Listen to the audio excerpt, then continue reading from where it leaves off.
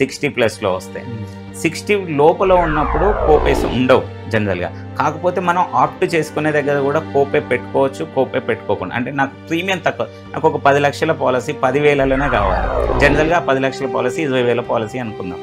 ఆ 10 లక్షల పాలసీ నాకు 10,000లోనే కావాలి. అప్పుడు you will accept for the copay. అంటే రేపు నేను హాస్పిటల్లో వెళ్ళినప్పుడు నాకు 10 లక్షల పాలసీ ఉన్నా కూడా ఒకవేళ ₹1,00,000 బిల్ అయితే నేను 50,000 నా జేబులో నుండి కట్టుకుంటా.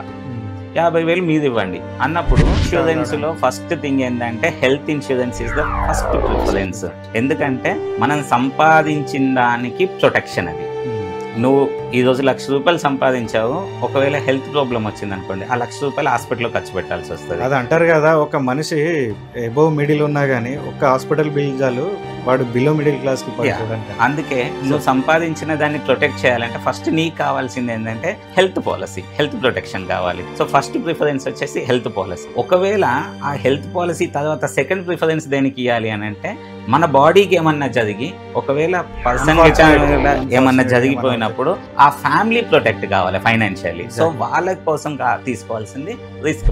కార్పొరేట్ కంపెనీలో పనిచేసినప్పుడు కంపెనీ ప్రొవైడ్ చేసే పాలసీని ఎప్పుడు నమ్ముకోకూడదు.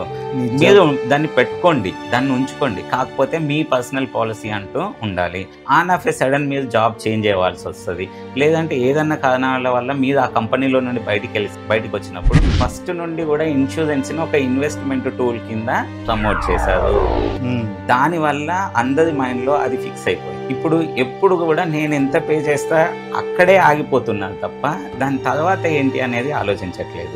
అంటే నాకు హెల్త్ పాలసీ ఉంది అంటే ఉంది, ఎన్ని లక్షలు ఉంది అంటే 3 లక్షలు ఉంది, 5 లక్షలు ఉంది, మాక్సిమం 5 లక్షలు, అంతకు మించి ఎవరు హెల్త్ పాలసీ తీసుకోవట్లేదు. కానీ ఒక ట్రీట్మెంట్ కోసము అఫీషియల్గా హాస్పిటల్కి వెళ్తే తెలుస్తుంది, లేదా మనం వెళ్ళి చూసినా తెలుస్తుంది.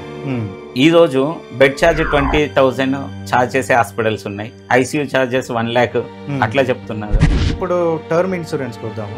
టర్మ్ ఇన్సూరెన్స్ నేను ఒకవేళ చూస్ చేసుకోవాలంటే అసలు ఎలా క్యాలిక్యులేషన్, ఎలా నాకు ఇంత అమౌంట్ ఇది అయితే సెట్ అవుతుంది అనే క్యాలిక్యులేషన్ ఎలా క్యాలిక్యులేట్ చేస్తారు? జనరల్గా ఇన్ఫ్లేషన్, మనం వచ్చేసి ఇన్ఫ్లేషన్ 80 years టైంలో యాక్చువల్లీ మీకు టర్మ్ ఇన్సూరెన్స్ దేనికోసం అనుకుంటున్నారు? మనం పని చేస్తూ ఉంటాము, మనకి ఏదన్నా అవుతే మన మీద డిపెండ్ అయిన డిపెండెంట్స్ ప్రొటెక్ట్ అవుతారు ఫైనాన్షియల్లీ. ఎప్పటి వరకు కావాలి వాళ్ళకి ప్రొటెక్షన్? అంటే మీకు ఏమన్నా జరిగినప్పుడు వాళ్ళు ఏ టైంలో ఆ డబ్బులు తీసుకోవాలి. సో ప్రొటెక్ట్ చేసిందా అతన్ని.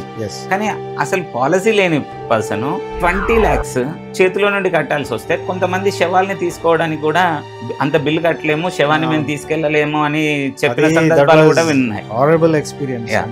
అంటే హెల్త్ వరస్ట్. ఇది ఫైనాన్షియల్ మేనేజ్మెంట్ లో చెప్పాలి అని అంటే యాక్చువల్లీ ఇన్సూరెన్స్ అనేది ఎప్పుడైతే సంపాదించే వ్యక్తి అన్ఫార్చునేట్ గా ఏమైనా జరిగినప్పుడు వాళ్ళ ఫ్యామిలీకి ఒక ఫైనాన్షియల్ సెక్యూరిటీ ఇవ్వడానికి మనం ఇన్సూరెన్స్ చేసుకుంటాం. అట్లాంటిది సేవింగ్స్ కోసం చేసుకుంటే ఆ పర్సన్ ఎప్పుడైతే లేడో వాళ్ళకి కావాల్సిన ఫైనాన్షియల్ నీడ్స్, ఆర్థిక సమస్యలను పూడ్చలేకపోతాయి ఇవి సేవింగ్స్ స్కీమ్స్ లో. అదే టర్మ్ లో అయితే వాళ్ళకి ఒక surplus money, lump sum amount, surplus money వస్తుంది కాబట్టి వాళ్ళ ఫైనాన్షియల్ నీడ్స్ అనేది సెట్ అవుతుంది.